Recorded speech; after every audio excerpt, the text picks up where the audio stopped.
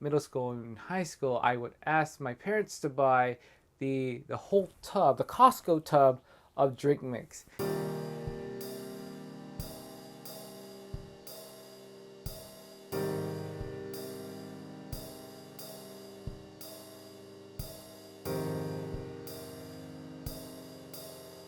Hey everyone, it's me, Ferdinand, and welcome back to Ferdinand is Losing It. And this is day 7 of day 10. And if you saw my last video, I did get my weigh-in a little earlier than I had. Usually in the morning I weigh myself, and then I would do the videos at night. But I didn't have enough time last night, so I did this morning, and now it's tonight. And I kind of messed up on the weighing so stats in there. So 223.6 is the last weigh-in for today, and I can't wait to see what my progress is tomorrow. It's 7 days, 3 more days, and I finally get to eat again. It's gonna be glorious, and the meal's gonna be so delicious. I know, because I know I'm cooking. I'll save it. I'll log it in for you guys, and I'll see, and you'll see what kind of foods I'm gonna be eating. Okay, so what is my topic for today? And I think this is going to be just maybe, I don't know how sensitive it is because I don't really talk about it. It's how I became big, or how I think I became a large and obese person throughout most of my life. I'm still I'm still in obesity range, and I'm still trying to get down to perhaps 180 is like my next goal. I mean, 200 is a pretty good goal from 223.6, but 180 is my next goal, and that's because that's going to be in the range of overweight, and hopefully get into my ultimate goal, which is going to be 120, at least around there. I not exactly know, but 120 is a number I'm aiming for, and something that I'm not going to go. I don't know if I'm going to go into it or not, but that's just a number that I think it's in my mind that I want it to be. So anyway, how to get fat. So let's go. First, I'm 31, so I have 31 years of memories, at least most of the part, but I've been a overweight child for a very long time. I kind of ballooned when I was in middle school to high school, and got really big when during college. And then just the past few years, just 1.5 years, I finally gotten to have a control on my physical weight. So why was I overweight as a child? And I don't certainly know why, but I do have maybe a good idea. I live in primarily a Filipino family. They usually have rice. I enjoy bread a lot. I know I enjoy bread because I love to eat bread. When I was a kid, I would make small snacks for myself. Also about snacking. Snacking is another thing that I have a weakness to throughout my life as well. But anyway, going back to me as a kid, food was a big thing, especially in Filipino culture. You got to eat the food, or else as my dad says, the food will cry. You need to eat every last grain of rice, or else the rice will cry. And you got to eat everything in there. I mean, the parents want to feed you. They spent money in the food. They want to take care of you. I think this is the best thing. They know that what they're doing, and I can't blame them for that. I can never blame them for that. I love my parents, and I know it's hard for them, and then they're not doctors. They're not people that know about all the ways to losing weight, but they try their best. I know they tried their best. Of course they do. I mean, they're my parents, and I know it's hard for them, especially when I was growing up too. I was the one they had to put less food on my plate because they want me to lose weight. They want me to be a bit more healthier. I was the heaviest in my family. I was the heaviest, and Filipino families, they're big families, and to be known as the heaviest is, I try to put it off throughout my life as much as possible, and that's really hard for me, and especially growing up too, and things that others have said, especially friends, even close family members, things that they say behind your back that because other people tell you about it, and it's just very saddening to me and it upsets me, and of course my parents and my family about me, especially my weight, because it's been just a problem. It's never been a problem just because I'm there. It's just I had no problems with just, I guess, with some of the physical activities that we're doing. At least in the beginning of my life, the I mean, they see me eat a lot. I think it's more of the, I guess, I don't know, aesthetics of the whole thing. Of, I am just the biggest one in there. It is unhealthy to be overweight and to be big and to not care about your health and your diet. And I know it's still hard for me even today. Well, I don't want to be the one to to boast myself in there. I'm no longer the heaviest in the family. I won't say who, but that there's I'm getting more of the opposite kind of things now, and there are more confrontations from family members and some friends that telling me like, "Oh, you're better and healthy." It's like, like, yeah, but you could have told me that I or encouraged me when I was unhealthy, especially when I needed the most. But it's something that I have to learn myself as well, and perhaps you have to learn yourself, is to trust yourself and to love yourself. And that's one of the hardest things, was to especially love yourself and take back control of your body. Do whatever it takes without, of course, hurting your own self. Anyway, I do want to move on just a little bit.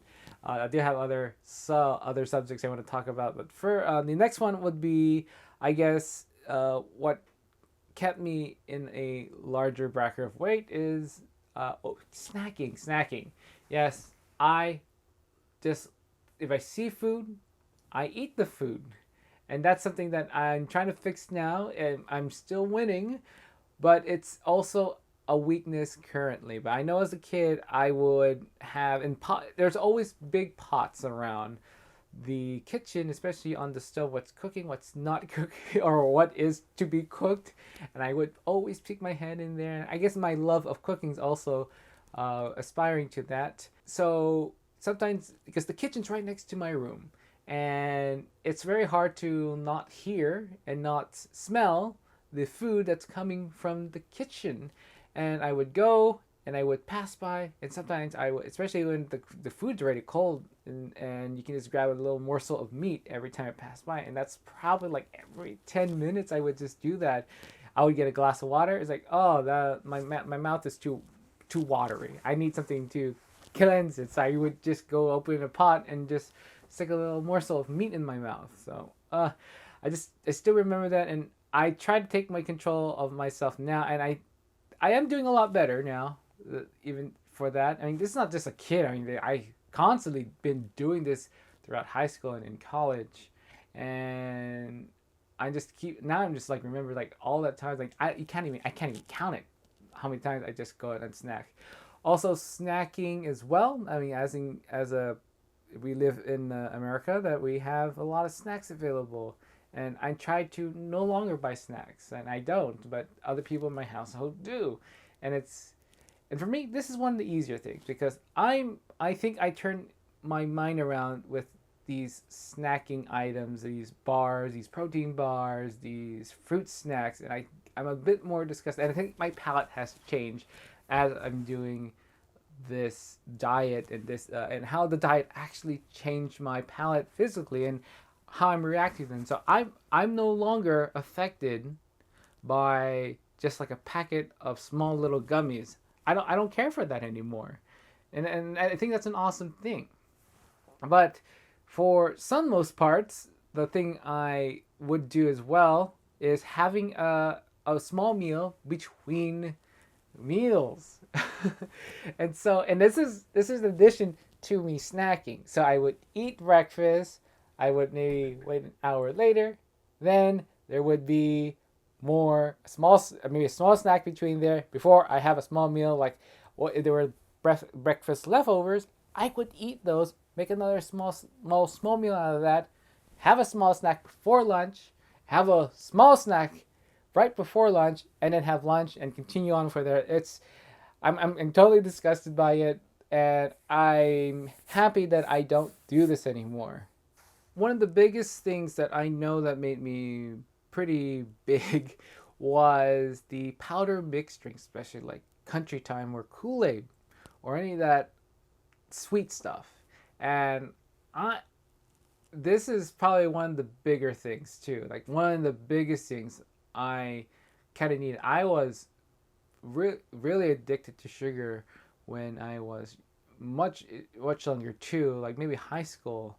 Not throughout college. I'll tell you a little about that. But throughout mostly through middle school and high school, I would ask my parents to buy the whole tub, the Costco tub of drink mix, and it was crazy because and I don't like my things sweet. I'm not the guy who puts a bunch of the powdered stuff into the water. I would do a little bit, but immensely and a number like several times a day. Like I would do it maybe like every 30 minutes, a glass of water with a little dash of the powder stuff. And I think it was like about maybe like 2 teaspoons or something like that. And that just kept me happy. But also I know it made me gain a lot more weight. But every time we pass in Costco when we're shopping with my parents, it's like, oh, you got to buy me this. We're running out. Okay, they're happy to oblige to get that. But seeing that, I mean, I would finish one of those cartons for like about less than 2 weeks because I was just constantly doing it. And that's a thing that I know now, that the sugar, when you input in your body reacts to it, and it says it's storing time, because if you put sugar in your body does something physically, and it's the insulin, your body reacts and it starts to store any energy or any energy into fat into your body. And now I know that I'm never ever going to do that again. But what saved me, especially in high school, no, not high school, but in college, I discovered tea. And I love tea so much. And this is such a saving grace for me. And if I didn't find tea, I'd probably be even worse off than I am now. But tea I discovered more than 10 years ago. I love loose leaf tea. It's like the thing I do. I make loose leaf tea every day. It's the most delicious thing. I can't stand the bag stuff anymore. I just go and make myself not a cup of tea, but tons of cups of tea. And I become so happy. But now that I'm fasting, I have to be careful because I'm a bit more sensitive with some sorts of tea. But tea, I think it's for me, it's a superior drink. And so I kind of banish like all sodas and any other drinks like milk or anything. My palate just completely changed, and I just love tea. I would always order tea, especially when we're going to Chinese restaurants and dim sum. I'm always happy to get the jasmine tea that they give. So that really changed me up, and tea is something I'm still crazy about it, because I'm finding new things in tea that that I haven't discovered yet, and maybe I'll show you guys some other time too. And the last thing I do want to talk about is perhaps my physical activities, or how active I was in my earlier lives too, because I did not like running. I don't like going to the playground. I was like one of those kids who like to stay in, play with the toys. If you can't play with the toys, I would rather read the book instead, or just do work, or just learn. I like learning. I love learning new things in school. I think that's my favorite time, is just learning about new things. It doesn't matter what the subject is, history, math, science, whatever. But I'm the person.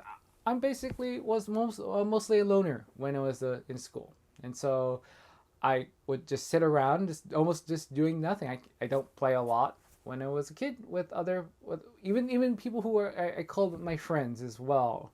And then so that's mostly in elementary. Then in middle school, we got PE. I guess that stayed me in shape a little bit more. And then in high school, I did a lot more marching band. But the funny thing is that marching band's only about a trimester of the whole thing of the year. And so you only get only part of it from part of that year. And the rest of the year, we just do a different thing. And I think it kind of helps me that I was in school, because when I'm in school, I don't snack, because I don't bring snacks to school. I might bring a lunch for lunch, but I don't eat a snack during even break time, or you can't even have snacks in class. And that also goes into college. I just never bring food.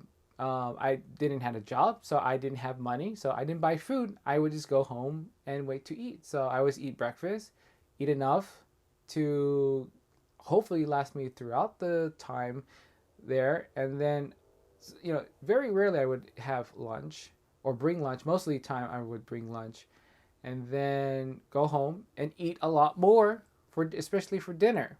And so that was more of the cycle. But when I'm not in school, I get to eat all at once. So during the summertime, I think I gain at least 15 to 20 pounds every summer, and that's throughout even high school and in college. So, and that's how I think I gotten big over the time. So, yeah, and there's probably other small little factors, but for the main part, for what I can think of right now, that's the sugary drinks, the snacking, and maybe even just the physical activity that I do, because in the summer I don't really do anything because it's so hot and I don't want to do anything. I would like to say to you guys is like, if you like to share some of your experience of why are you big, or why were you big at a time, and you don't have to share. I'm asking if you want to share it, and maybe we can find something about ourselves that we might not know about. And that's it for today. It's a little hard on me, especially trying to talk about this kind of subject. Yeah, because it does bring back some bad memories, and health-wise, I don't want to be in that state again. The last thing I want to say, you guys, is that if you're new to my channel, please subscribe and to like this video. It does help a lot. So thank you guys for watching. Until next time, I'll see you guys later.